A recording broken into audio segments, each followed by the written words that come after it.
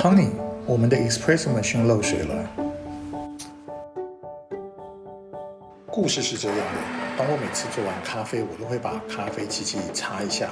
有一天当我做完咖啡以后，我就发觉，奇怪，为什么我的 Blue Bottle 的杯子外面是热的？我就吓到说难道这个不锈钢的杯子也会破掉吗？所以热才会从里面传到外面。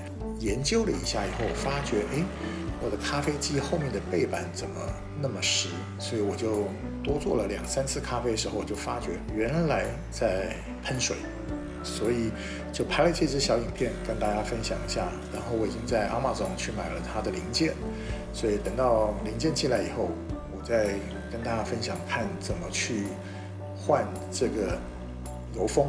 好，谢谢。